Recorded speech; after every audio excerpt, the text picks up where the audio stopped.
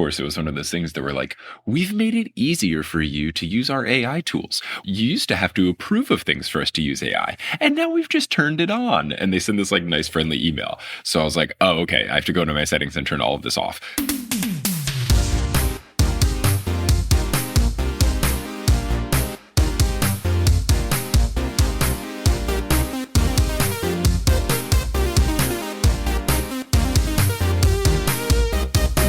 Sup, nerds? It's basketball. Welcome to Horse, a basketball podcast about everything except for the wins and losses. My name is Mike Schubert, and I'm joined by my trusted co-host, the me getting stuck in travel hell to him getting stuck in travel hell very recently.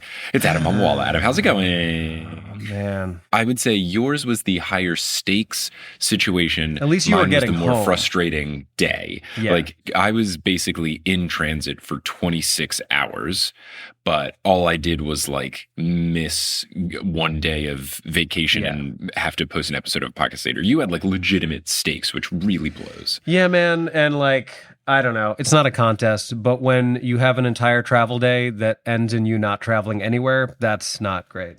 Not ideal. I was supposed to be in Jamestown, New York for the Lucille Ball Comedy Festival at the National Comedy Center, which I had a chance to do last year. And it's like truly my favorite festival that I've ever done. One of those rare times where in a very difficult business, you're like, oh, this is why I do this. Like, I've eaten shit so many times so that I can enjoy these experiences where I'm like in a beautiful theater in front of 1,000 people and like everyone's making you feel really good and there's great crowds and they're taking care of you and paying you well and all that. So very disappointing. But hopefully I'll get to go back up there next year, and God bless whoever had to read the email I sent to Delta, because it was not mean, but it was spicy. I'll say I didn't misrepresent anything that happened. I gave credit in positive ways where it was due. Shout out to the pilot who was making announcements himself at the gate. Pretty impressive stuff. Mm-hmm.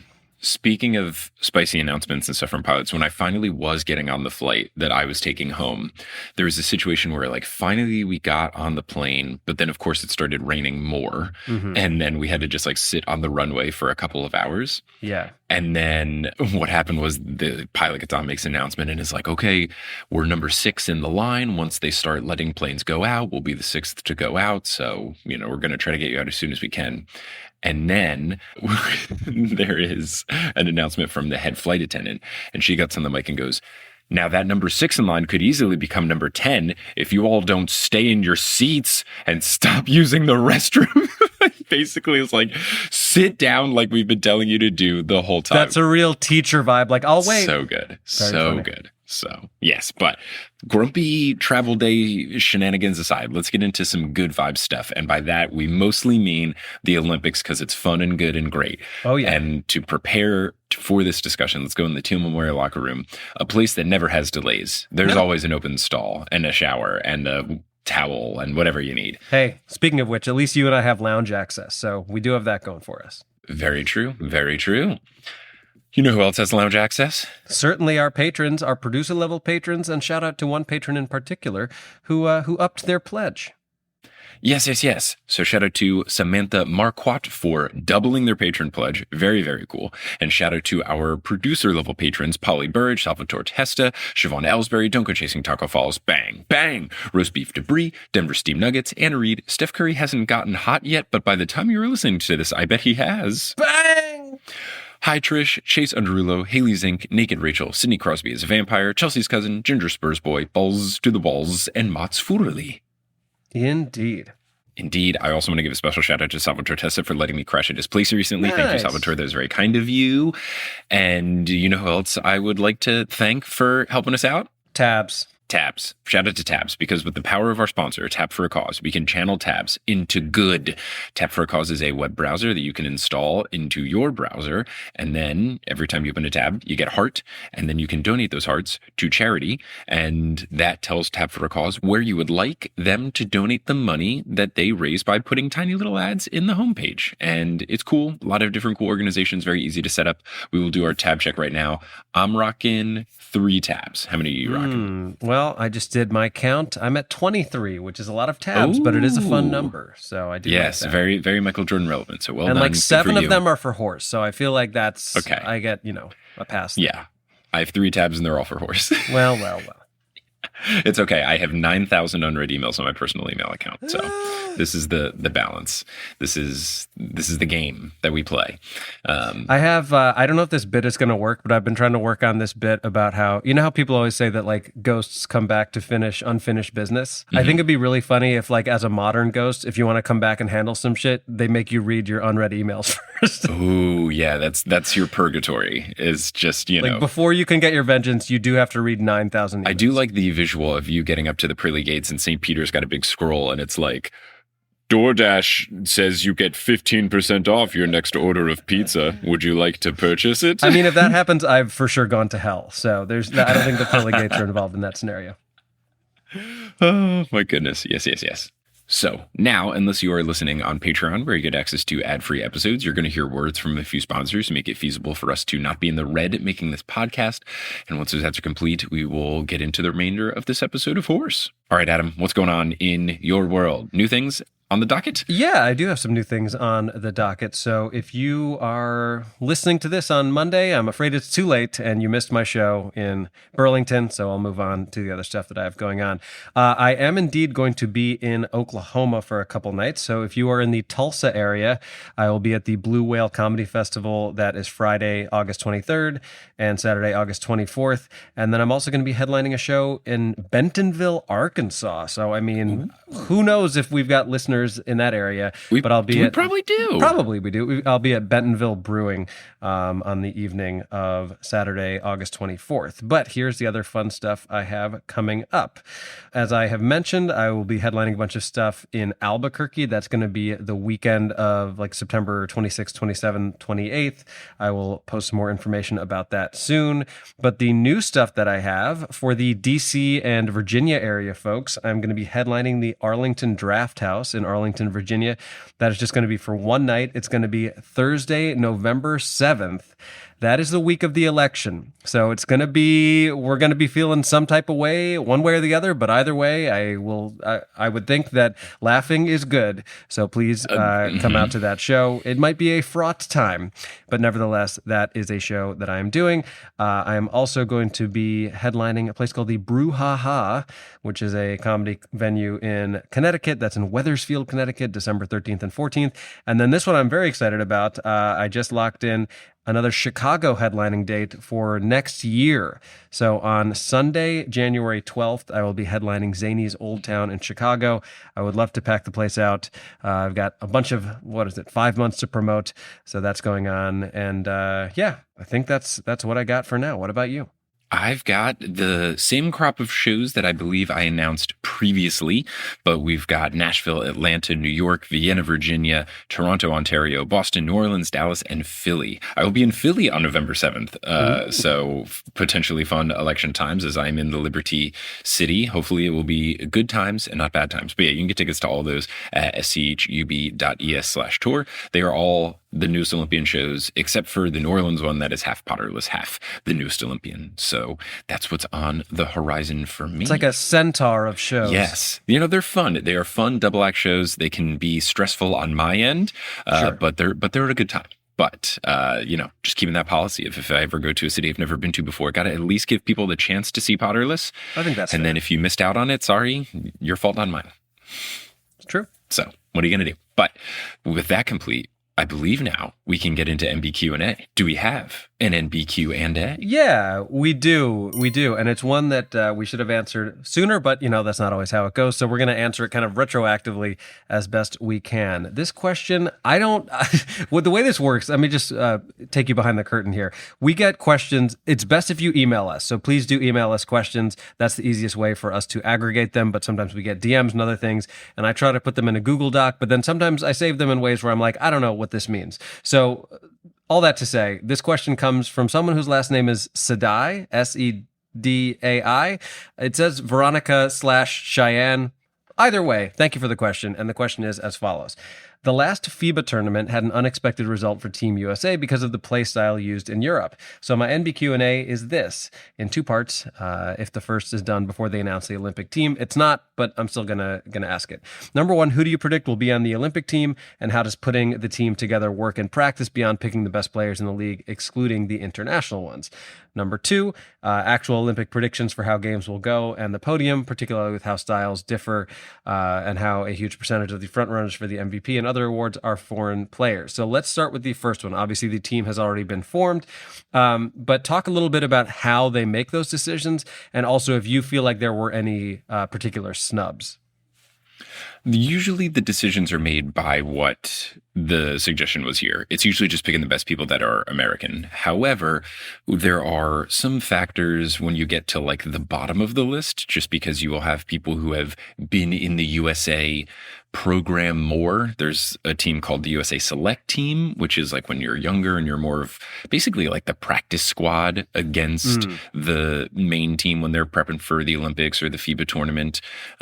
So sometimes people who have been in there for a long time will get the nod. I'm not sure if that's what led to like Derek White getting picked, for example, towards the bottom. I know that is what led to Tyrese Halliburton getting picked because he had done some stuff with the program for many years. So like the coaching staff is familiar with them. And like, I get that if it's going to be the bottom of the bench position. Like, I don't think Tyrese Halliburton has like played a second in the Olympics, and I don't anticipate him to do so. He has played, but he has mostly... Oh, he has? Okay, I have completely missed it. Okay, yeah, no, he's played, but primarily in garbage time and just like, for a few minutes here and there. But he is certainly not going to be part of any sort of like important rotation, whereas Derek White, who was a late addition, has very much been an integral part of the team, and also part of the answer to that question. And there was some controversy with Jaylen Brown feeling like he was snubbed, and a conspiracy about like, we got into that. The Nike sponsorship. We talked about that, but all to say, Derek White is probably a better fit on this Olympic team, despite the fact that Jaylen Brown is, in my opinion, a better basketball player, because you already have 12 stars. It's best to have someone who's like a complementary figure. And that's part of it as well. Now, I was curious, and I don't know the answer to this. Was Jimmy Butler approached about being on the team? Because he feels like somebody who should be. I don't think he's good enough anymore. Really? I would take every person on this team over Jimmy Butler in terms of a better basketball player. He's hurt. Has he ever been on an Olympic team? Yes, I believe. I feel like he was, right? Maybe, or at least he's probably not. But regardless, I think he's not as good. He's hurt. Yeah. But I think another factor that does go into it, you touched on, is style, because I think there are some players that are better that didn't make it stylistically. Most notably, I would say Kyrie Irving and Jalen Brunson. Jalen Brunson, who was recently announced as captain of the New York Knicks, which is very cool. But both of those players, I think, are better than some of the other people on the team. They're both certainly better than Tyrese Halliburton, without question. However, the style that they play doesn't make sense, because both of those guys are have the ball in your hand kind of guys. And when you already have Kevin Durant and LeBron James and Devin Booker and Steph Curry and Anthony Edwards on the team, like, do you really need another person who operates primarily with the ball in their hand? No. You need someone who can do stuff off ball, or someone who can bring stuff to the table defensively, which those two guys can't do. That's why you have folks like Drew Holiday and Derek White playing really well. Like, they are really excelling. I think if you didn't understand basketball in terms of like impact in the NBA and you were watching the Olympics, you'd be like, Drew Holiday is the best player in the league. Like, he's just good at this particular role. Like, he has, I think, 87 steals per game. So it seems that way. Yeah. I don't think that's an exaggeration at all. You just don't need another ball dominant person when you already have like the elite of elite players on the team in terms of like ball dominant guys like LeBron, KD, etc. So you either got to pick someone defensive, Drew or Derek White, or you pick someone who can pass the ball really well, like Tyrese Halliburton. So style is definitely a factor. Other things that can come into play is injury stuff. Like Jalen Brunson was coming off an injury, so he wasn't going to get picked. And that might be a factor in leading to Jimmy Butler. So sometimes some older guys will sit out and stuff like that. So there's stuff like that going into the mix. And we've talked about on the women's side, where I would say the biggest snub is probably Arike Ogunbowale. And the women's side has more of the like politicking, because Ogunbowale has been off the team the past 2 times. And that was a factor in her not keeping herself in contention this time is because she felt again like it was going to be like a politic kind of thing. And that's where you get like more of the longevity with the program, and is there the Nike influence and blah, blah, blah. Like there's a lot of people from the Las Vegas Aces, and like I think with the women's team, you get more of the like weird what's going on thing in terms of picking the players. So I think there's certainly more like behind the scenes question marks. Like it always seems like there's more going on in terms of like who are you picking and what. There is a selection committee, and Dawn Staley has talked about that because she's been doing Olympic stuff. She talked about how Caitlin Clark, wasn't really a consideration when they were picking it on earlier when they actually had to pick the team. And then Caitlin Clark is like playing really well and leading the league in assists. And all she said was she would be more in consideration. And of course, all the clickbait things were like, Dawn Staley says that Caitlin Clark should be on the team and Diana Taurasi should go die in a ditch. Like Diana which ditch. is completely taking herself out of context. But there is a selection committee. Nice. Very nice. There is more of a, I think, drama surrounding of picking the women's team. But also, I think it's kind of harder with the women's team because even if you play like fantasy women's basketball, it is just kind of like guards and then like forward / center. Yeah. It's less rigid in terms of the positions in the MenBA.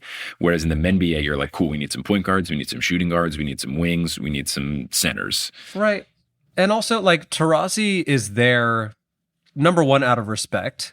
Obviously, she's still a great basketball player, but like essentially, the way this has gone is that she's been starting every game. And again, I think part of that is like she's still playing very well. But she has not been finishing a lot of the games, partially because they don't need her a lot of the time. Yeah. And also just because I think that's kind of like the plan for the rotation. So by the end of the game, you see her with like one of those things around her waist, like you use when you're lifting weights. Like, you know what I'm talking about? It's like the athletic cummerbund, if you will. Yes. Yeah. Oh, yes, the athletic cummerbund. I'm sure that's not the term, but I'm gonna use that. So it is the episode title, so that's chill. So real quick, and we're kind of morphing NB Q&A with full court press here to give you a prediction. And here it is. I'm going to say it. We are now in full court press. Get it like the news. Yes, I do get it. I do get it. Because we're going to answer part 2 of this question, which is who's going to win. Yeah. So obviously this would have been more compelling if we had done it before the tournament began. But where things currently stand is that we are recording this on Wednesday, August 7th. By the time you all listen to this, everything will have been decided. The finals will have taken place over this past weekend. But right now on the men's side, we are heading into the semifinal round. So yesterday, the U.S. beat the piss out of Brazil. We did. I think it was a 45-point margin of victory. France beat Canada, which not everybody was expecting. Germany beat Greece, and then Serbia beat Australia in a very, very close game in which Nikola Jokic put up a pretty Herculean effort and had a near triple-double. So yeah, let's not harp on that one too much. Otherwise, producer-level patron Polly Burge will be very upset because I think Australia, didn't they have like a really big lead and then they kind of and I think they lost in overtime. It was a very, very close game. But tomorrow, what we're going to have as we record this, France and Germany play in the first semifinal, and then the U.S. plays Serbia in the second half. Now, going into the tournament on both sides, I think the expectation is that the U.S. men and women would win. I still think that that's going to be the case. Yeah. I kind of want it to be U.S. versus France. That'd be fun. In the final, so that we get to see the U.S. team versus the likes of Wembanyama and Rudy Gobert. It's also really fun that the U.S. is now playing Nikola Jokic tomorrow. I think that could be pretty interesting. I still think the U.S. will end up winning that game pretty handily. Yes, I agree. I don't know. I think they will win. I would prefer France because I think it would be a more dramatic final. Right. But I think Germany will beat France because Germany, as we saw with the FIBA tournament, they just have this like roster that's like really been playing together for a very long time. And I think they just have a really solid amount of chemistry. Yeah. But I think the French team has that as well. And Wembanyama's playing phenomenally. Yes. So I think it'll be a very close one. My instinct would just say that Germany would win, and then that the men of the U.S. would beat Germany in the final. Right. But I want it to be France because then it just seems more fun. Defeat France. Yeah. I mean, if we defeat them in the final in front of their home crowd. As they boo Joel Embiid. Oh, yeah. Oh, Joel. Yeah. On the women's side, as we record this, the quarterfinal games are actually happening presently. So 2 have been completed. Belgium defeated Spain by 13 points. And Australia, shout out to Polly Burge, defeated Serbia and got some vengeance there because it was the same matchup on the men's and women's women's side, they won by 18 points. And then remaining to be played are Germany versus France, the women, and then Nigeria versus the U.S. I fully expect the U.S. to win that game pretty handily. Germany, France, who knows? And then the semifinals will be played on Friday. Any big predictions on the women's side? My prediction would just be that as long as the brackets align, because I'm not looking at like who plays who and stuff, if it does line up to where the US and Australia could face each other in the finals, that would be my guess. Going into it, those are the two teams that I thought were the best. Australia has some really solid players that are in the WNBA. They have legend Lauren Jackson still playing at age 43, Seattle Storm legend. They do have like 3 Storm players, which is cool. They got Lauren Jackson, they got Ezzy Magbagor, and they have Sammy Whitcomb. Love it. So that's pretty cool. And former Storm player Jade Melbourne, who's now on the Washington Mystics.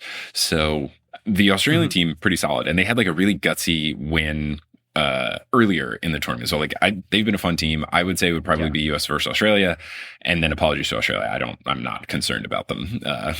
Just the women's team. If you're watching the women's team, it's just like absolute domination. Like even that game against Japan where we were like only winning by 10 in the first half and Japan was like shooting only threes and shooting 43% from 3. I remember Kelly was watching the game with me and she was like, this is kind of close. And I was like, yeah, Japan's not going to shoot 43% from 3 for the entire game. And then that's the thing. It's like to beat either U.S. team, a team has to play pretty much perfect basketball for 40 full minutes. And it's just, that doesn't happen. Yeah. When you have Asia Wilson and Brianna Stewart on the same team, what do? Except cry. It's just, you're just constantly, especially if you're staggering their playing time, you just constantly have someone in the paint that is going to destroy you offensively and defensively. And then, you've got guards running all over the place. Just, Jackie Young playing elite defense, Kelsey Plum playing elite offense, Jewel Lloyd draining threes. Like, it's just, what do? It's like fighting the Hydra. Yeah. Like you just try to stop one head and then there's another head over there making a pull-up jumper. Now we've got the real crossover that people have asked for. Crossover. Those are my thoughts. I've been very much enjoying watching these teams play. The vibes are very good for both of them. It's cool to see the men's team be very supportive of, for example, Kevin Durant became the most scoring Olympic basketball player. He passed Lisa Leslie, I believe. Yep. So he made a really nice sincere post thanking Lisa Leslie and calling her a legend, which was awesome. And then the dudes just took like a team photo like outside somewhere where they were just kind of like all, just in their sweats, and everyone like had very much like their facial expressions on. There were like some people are trying to look cool, Steph's in the back, ear to ear smile. So that's been fun. Also, Devin Booker has like an old school camcorder and he's just like filming random stuff. I don't know if you've seen any of that. I'll try to post a link if I can find it. It's very fun. Because that's what's really cool is they've been going to every other sports things, which is fun to see like the basketball team interact with the other sports. They had the footage of when they were on the boats to go in for the opening ceremonies. They had Anthony Edwards talking to the women's table tennis team saying he could score a point on them and then being like, you could not score a single point on us. He's like, you wouldn't beat me 11-0. He's like, we would beat you 11-0. And then 2 days later, he's like in the crowd dapping up the other basketball dudes as they cheer on the women's doubles table tennis team. It's incredible. There was the cute thing of every player gets like a pin for their sport and people are trading their pins around. And Steph wanted to trade his pin with, I want to say it was a guy in a fighting sport. I don't know if it was like judo or fencing or something. And then the guy was kind of like nervous about it. And they asked him why he seemed to hesitate in agreeing to trading his pin. And he said, because he already had promised it to someone else. But then Steph Curry asked and he was like, it's Steph Curry. I'm going to go. I'm sorry. So it's been very cute. And then, they were all at Simone Biles's performance. I think they're just the whole, like the team all around final. They were there for that and they had their camcorders and videos and stuff. So it's been really cool to see them support, especially because the U.S. men's basketball team stays separately. They don't stay in the Olympic Village, which is understandable because when you're that tall, I don't know that those cardboard beds that you get are going to be great. So they're staying in a separate hotel. Also, security wise, like with all due respect to everybody else involved, these people are incredibly famous and incredibly wealthy and like literal assets to the teams that they are playing for in the NBA. So like we all love Stephen the Pommel Horse guy, but we didn't know who Stephen the Pommel Horse guy was until 2 weeks ago. Yeah. People know lots of things about LeBron James. Right. Nor did we know pole vault penis man. And, look, he's having quite a week. He got shafted, but what are you going to do? Hey, there we go. So yeah, it's cool to see them interact with the other athletes and be at the other events. So that's been very cool. So it's been fun. The Olympics are great. Yeah, it's great. Yeah. There's a lot of good stuff going on in the Olympics. So that's been that. Any other full court pressy type things before we kind of progress onward to... No, I think let's get into it. This is our first like kind of old school episode in a while. We've been doing a lot of interviews of late, a lot of special episodes, which frankly I think we will do more of going forward. But we are back to the old format. So yeah, shall we get into it? Yeah, the one final thing I will say, just from like outside of Olympic world, or two things. One, in Olympic world, Devin Booker is like giving out his shoe to people who are wearing Devin Booker jerseys in Paris. That was very fun. There's a couple of videos of him doing that. I love that. And then two, non-Olympics, the ongoing like TNT TV deal situation seems like it's heading towards TNT not getting it. They're suing, but like it seems like a lawsuit that they're doing just to try to maybe get like bought out. And well, they matched the offer that Amazon had presented. Right. But what Charles Barkley said on a recent episode of Podcast P was that what the NBA is trying to say is you could have matched one of the other TV company deals, but not the streaming one. And the TV ones, like the ESPN Disney one and the NBC one, are like $500 million more a year. So, and Charles made a great thing. He said, I don't think Adam Silver is stupid enough to lose the lawsuit. So I feel like we're going to be okay. Especially he used to be a lawyer. So like, I'm sure they're going to be okay. But it does seem like this will be the last season of Inside the NBA. I don't know if it's going to be recreated in the future. I don't think Ernie Johnson would leave TNT. I don't know. Like Charles is still under contract with them for like 7 more years. So whatever it is, we just have to watch every single episode of Inside the NBA this year and just cherish it. Like I'm going to legitimately like schedule it. I might buy cable for a year, like whatever it takes for me to be able to watch TNT for a year. I'm going to do it. I'm not kidding. I'm watching every episode. It was indeed, it was terrible news. It was terrible. But now let's get into other stuff. All right. Shall I start with my 3-on-3? 1, 2, 3. 3, 2, 1. 3-on-3. All right, so for today's 3-on-3, not to be confused with 3x3, which is apparently how the international community says it, I thought it would only be right to do something Olympic-themed. Now, one of the talking points that you'll hear the most if you've been watching Olympic basketball is that the competition now is much steeper than it once was, as basketball has become a more global game. So, for example, and I think we mentioned this on a previous podcast, when the famed Dream Team bulldozed their way through the competition at the 1992 BarTHelona Olympics, they faced 9 NBA players from other countries on their way to that gold medal. This year's team will face 61. So obviously there's been a big change. And actually that dream team had a lot to do with the sport becoming as global as it has become. Now the same can be said on the women's side, perhaps even more so because there's always been more balance since players have often made more money playing outside of the US than in it. Now both the men's and women's teams have been pretty dominant this year, but they certainly aren't blowing out teams to the same degree that they did in years prior. So today I wanted to talk about the 3 biggest blowouts in US Olympic basketball history on the men's and women's side. Cool. So before I begin, a couple of interesting facts. Unlike men's basketball, which was first added to the Olympics in 1936, women hoopers had to wait 40 years to get their first opportunity in 1976. Shout out to inaugural ballers. In that inaugural effort, the U.S. women lost their first ever game in Olympic competition to Japan. They would go on to win the silver medal in 1976 and would not take home their first gold until their next opportunity in 1984, after both the men's and women's teams sat out the 1980 games during the Olympic boycott. Meanwhile, on the men's side, the U.S. team did not lose a game in its first 7 Olympics and suffered their first loss in Olympic history in the gold medal game in 1972, where they lost to the USSR by 1 point in a controversial and heartbreaking finish that is still talked about to this day. Brutal. Shady. Doug Collins is still sad about it, and I don't blame him. Honestly, it's a brutal and shady loss. I'll post a video to it. It's too much to explain. We probably already talked about it before, but we definitely did. I think we did on that Andrew Marinus episode where we talked about his book about the inaugural ballers. Yeah, I would think so. Also worth noting, part of what made the 1992 Dream Team so compelling was that it was the first time the NBA players had participated, because prior to that, it had always been the top college stars due to eligibility rules that rendered athletes ineligible once they had become professionals, a rule that was overturned in 1988, but the full effects of were not really felt until 1992. But, all right, history lesson over, and now, like Mike Schubert changing a poopy diaper, let's get to the blowouts. Heyo. Gross, but I couldn't resist. I will start on the women's side, and as always, please subscribe to our Patreon at patreon.com/horsehoops to check out the expanded 5-on-5 after this episode drops. So, coming in at number 3, the third biggest blowout came during the 2008 Olympics in Beijing, where the U.S. women defeated Mali by 56 points, 97-41. Some of the stars of that team included the likes of Sue Bird. Let's go. Sylvia Fowles, big year for avian names. Lisa Leslie, towards the end of her WNBA career. Candace Parker in the summer before she began hers. Tamika Catchings, Tina Thompson, and of course, Diana Taurasi. In this particular blowout, the scoring was really spread around as Lisa Leslie led the team in scoring with just 16, one of 5 players in double digits. Very distributed. No team got within, very, very, very distributed. And that's kind of a common theme that you'll see throughout a lot of these blowouts. No team got within a 15-point margin of defeat during those Olympics, and the U.S. team capped off their dominant gold medal run with a 27-point drubbing of Australia in the final game. Apologies to Polly Burridge once again. At number 2, we have to go back to the 1996 Olympics in Atlanta, Georgia, where Team USA defeated Zaire by 60 points.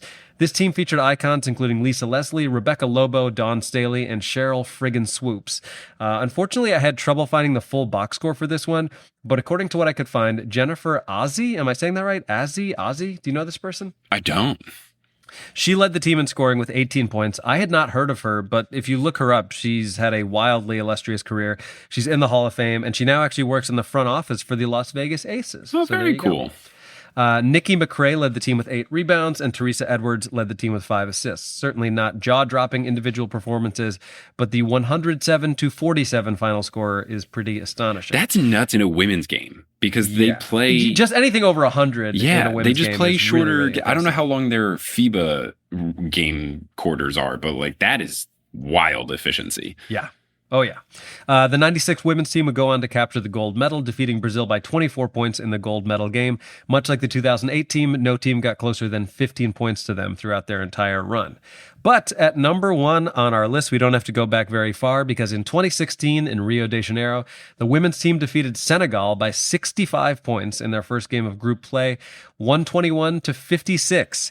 This team featured some of the greats we've already mentioned, like Bird, Taurasi, Catchings, and Fowles, and also featured the likes of Maya Moore and, of course, Stewie, a.k.a. Brianna Stewart. In this particular game, despite putting up 121 points, no player scored more than 15 for the U.S. That's wild. Look how the distribution of wealth amongst the team. Truly, it really speaks to the depth of that squad because Stewart, Taurasi, and Fowles each had 15, but they were 3 of 7 players in double digits. Griner and Fowles both chipped in with 7 rebounds, and I'll give you one guess as to who led the team with 8 assists. Sue Bird. Sue Bird, indeed. In 2016, no opponent would get closer than a 19-point margin of defeat, and the U.S. women coasted to another gold medal, defeating Spain by an impressive 29 points in their final game.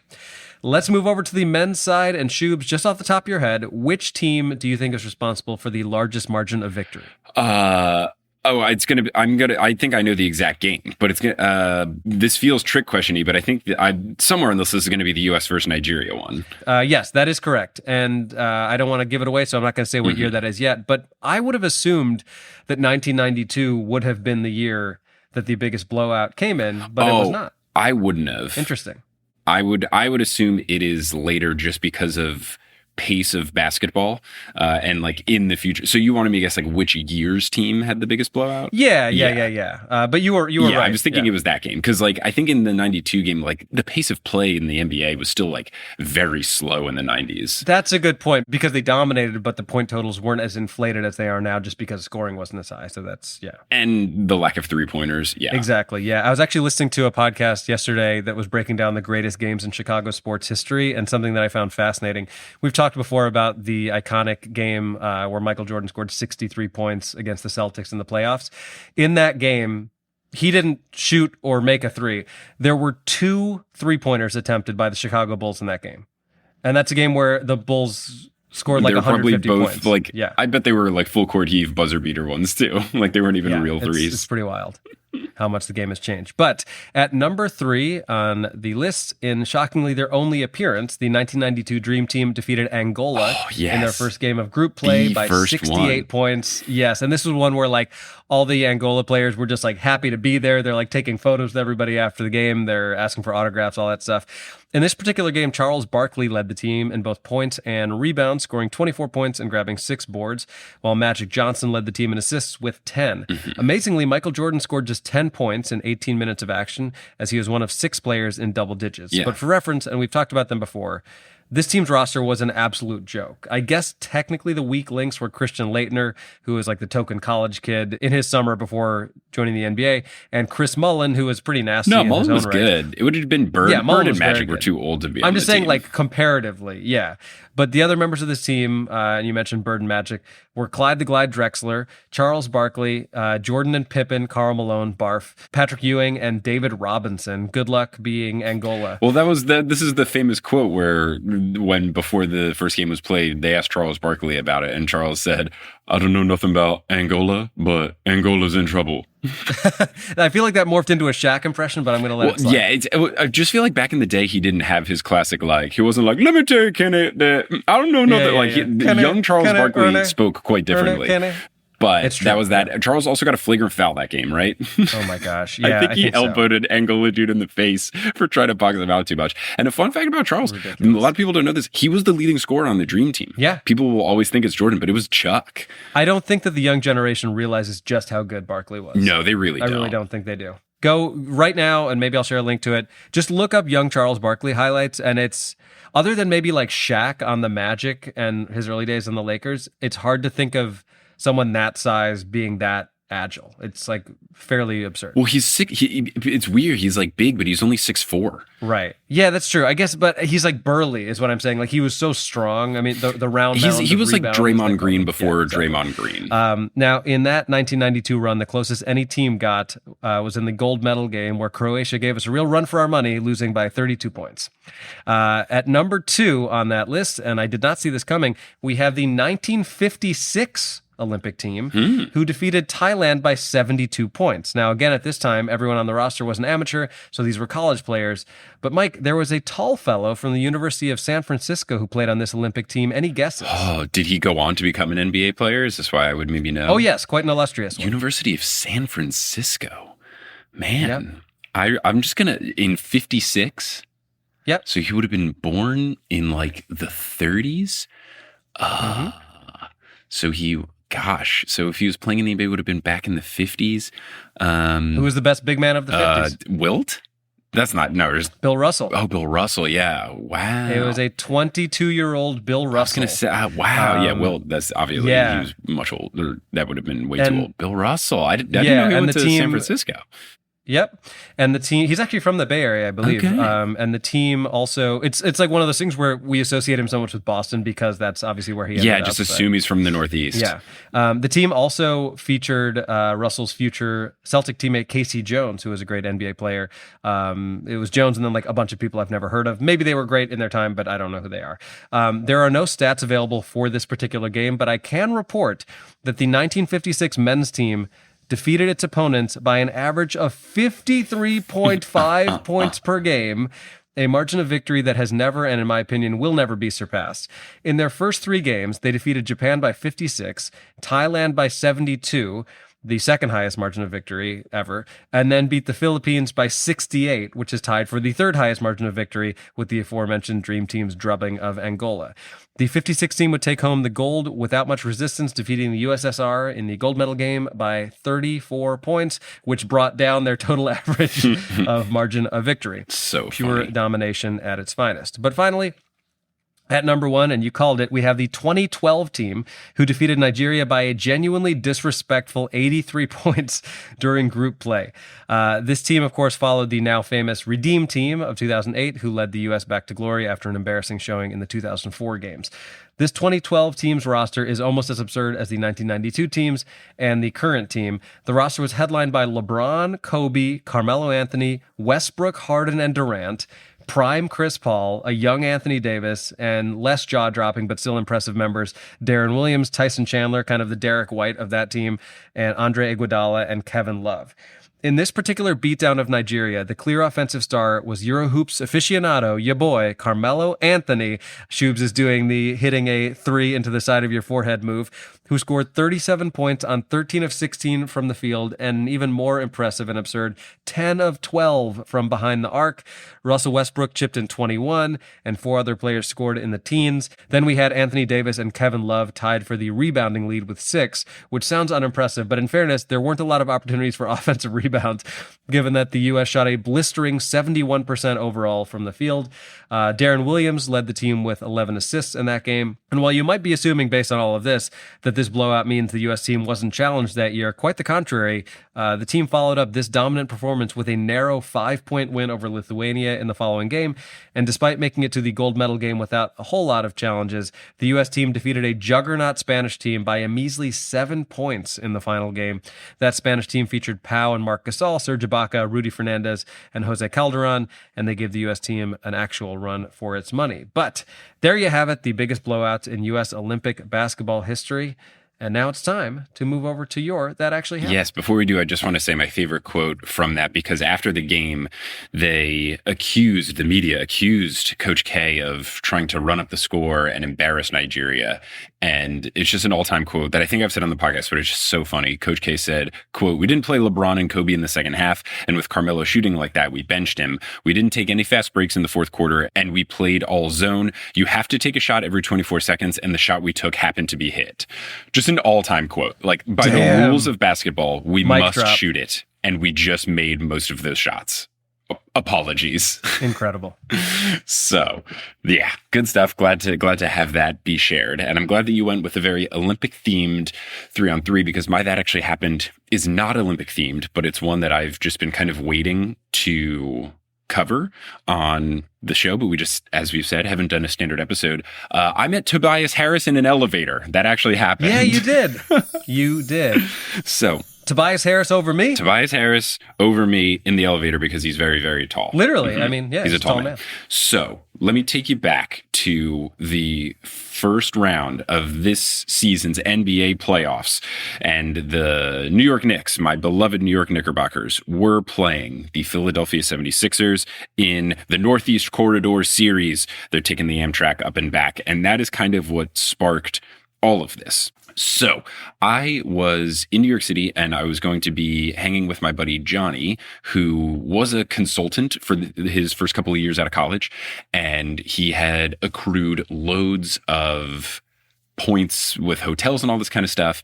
And to celebrate his 30th birthday, him and his wife were going to do a little staycation at a fancy hotel in New York City. Mm-hmm. And that was the plan. He had like a reservation on like this cool like rooftop bar that they've got. And the plan was Kelly and I were going to go and hang out on the roof with them and just chill and enjoy the really cool views. Like you can see the Empire State Building from it, and you're like 80 something floors up. Really cool.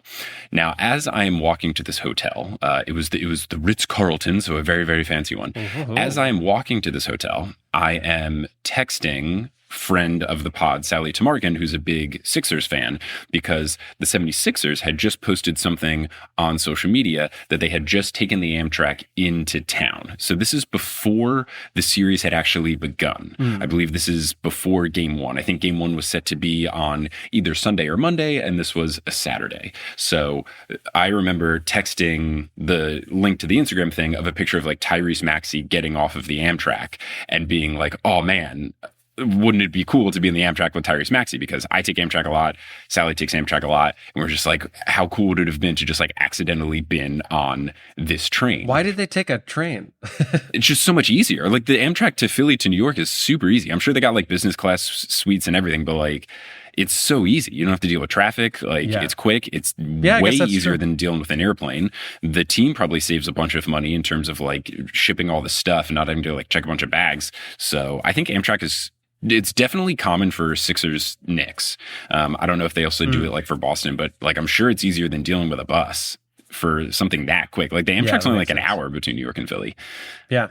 So They took the Amtrak. I'm texting Sally about this, and Sally said that they had they had been texting me a story back and forth about like a time that like them and their partner they were in a hotel and they happened to be with some other, like I think they were at the hotel where the Sixers were at.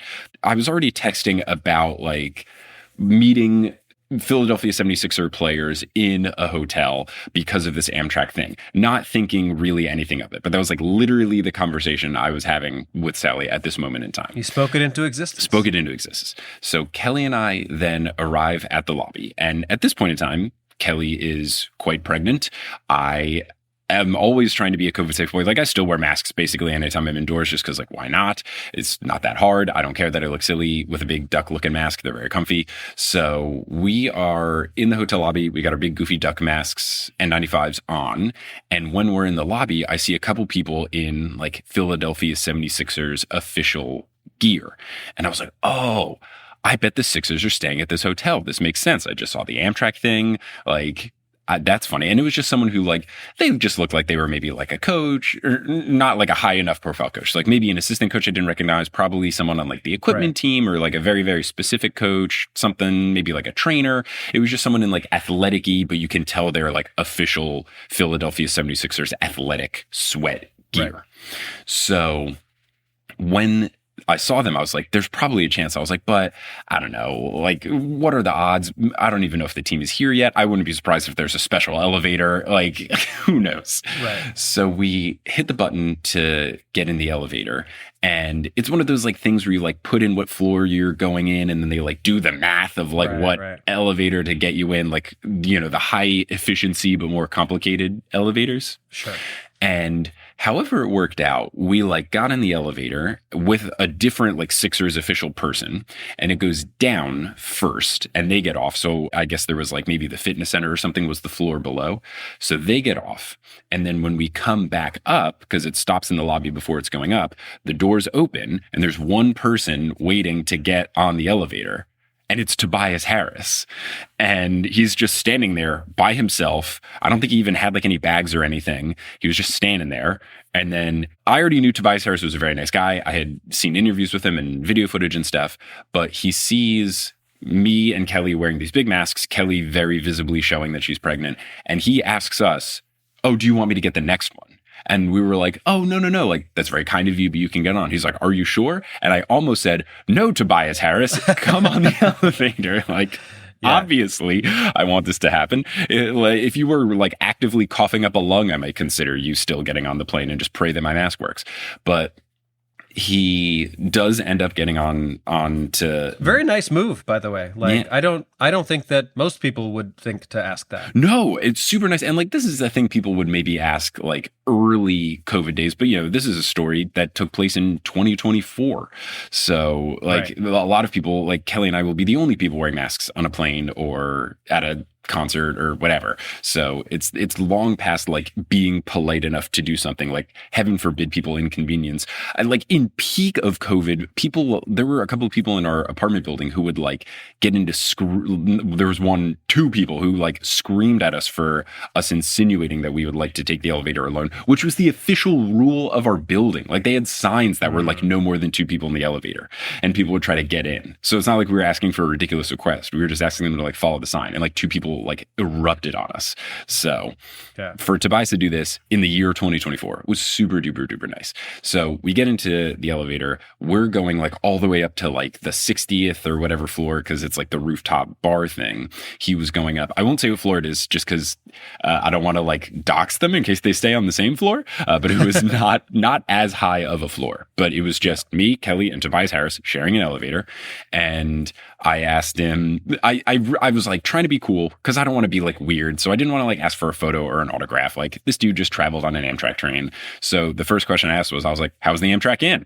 And I realized like I didn't do anything to like signify that I knew who he was. Do you feel like he just like knew that you knew? I would assume based on the question because it like took him a beat. But I'm sure he gets recognized so often that like you would just be in a constant thing of like, if like you would just have to be in a world where you understand, like, there's a good chance most people know who I am, especially like, how tall is he? He's 6'8".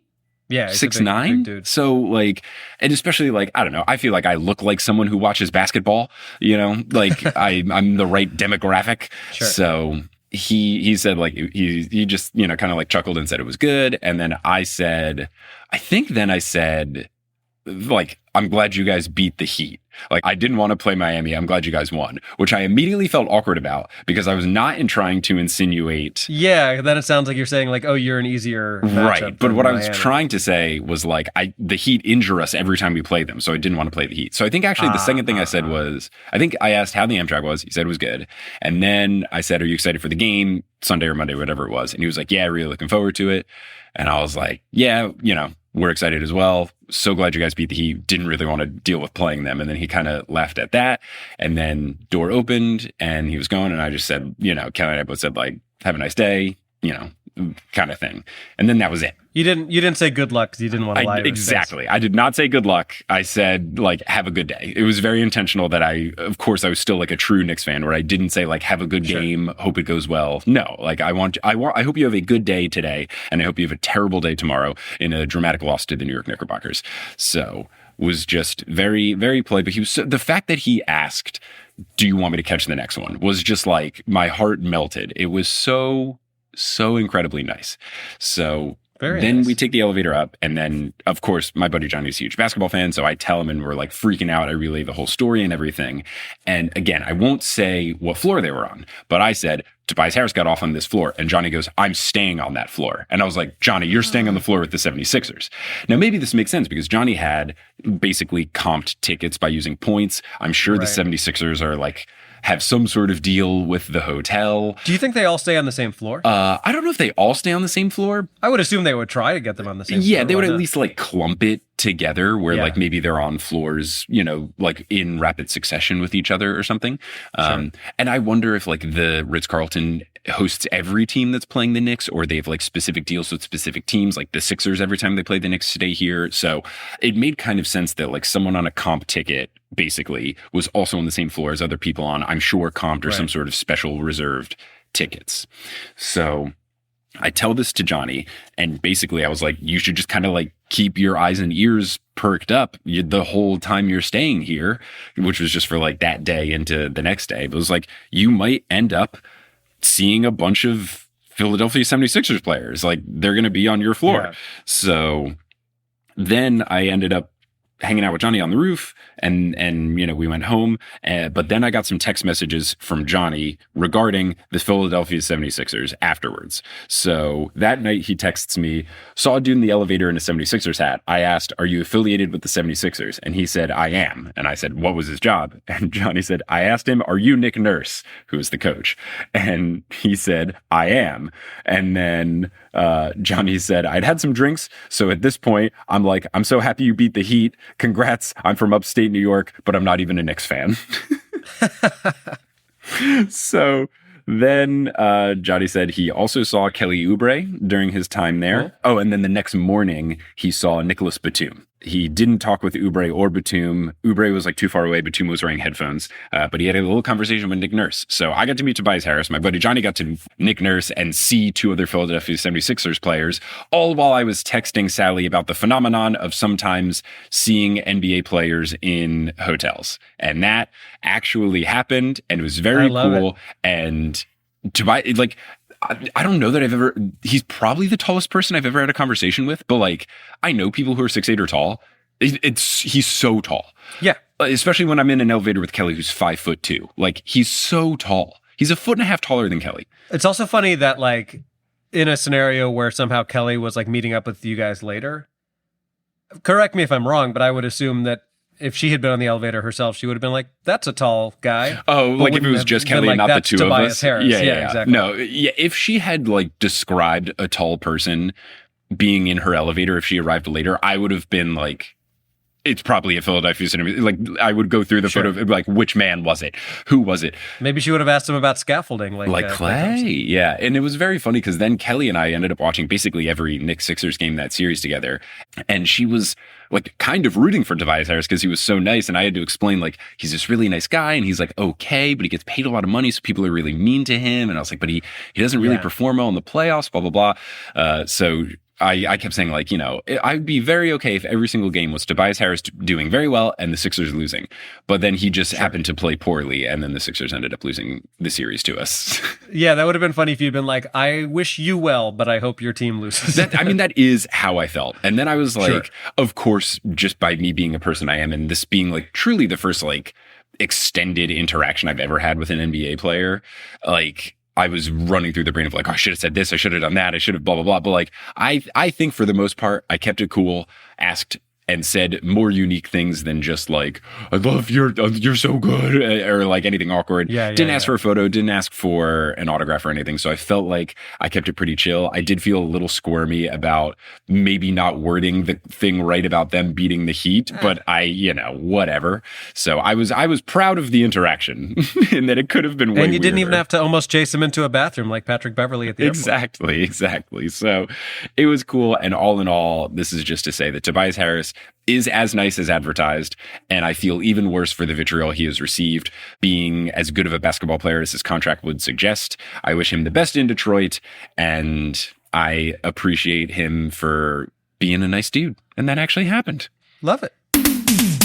Thanks for listening to this episode of Horse. Horse is hosted by Adam Mamwala and Mike Schubert. Our editors, Kensei Suramaki. The music is by Bettina Kampamanis. The art is by Alison Wakeman. The website is by Kelly Schubert. And the social media is by both of the Horse Boys. Thank you to our producer-level patrons, Polly Burridge, Salvatore Testa, Siobhan Ellsbury, Don't Go Chasing Taco Falls, Bang, Bang, Roast Beef Debris, Denver Steam Nuggets, Anna Reed. Steph Curry hasn't gotten hot yet, but by the time you're listening to this, I bet he has.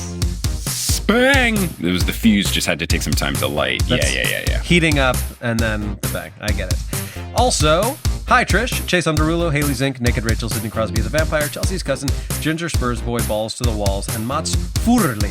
Follow us on Instagram and Facebook at Horse Hoops and on Twitter at Horse_Hoops because Horse Hoops was run by that guy on Angola that Charles Barkley elbowed, and then he was like, you know what? I'm just going to get this Twitter account banned. That's how I'll show Charles Barkley. Burn it down. Yeah, just burning it down. I get it. You can go to our website, horsehoops.com, for links to all of the stuff we talked about today, including some fun Olympic highlights. Yes. And if you want to support the Horse Boys, you can go to patreon.com/horsehoops and get access to a bunch of bonus content.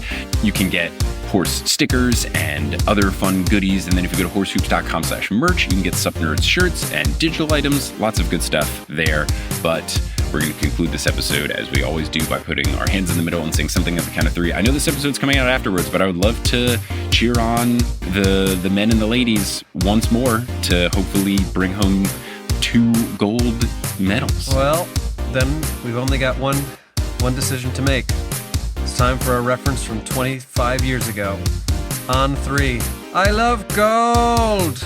Oh, wow. Okay, great. Do you know what I'm referencing? It's a Austin Powers Goldmember? Yeah. All right, I love gold on 3. 1, 2, 3. I love gold! The taste of it, the smell of it, the look of it. Yeah, I definitely saw it. They probably once. could have stopped after one.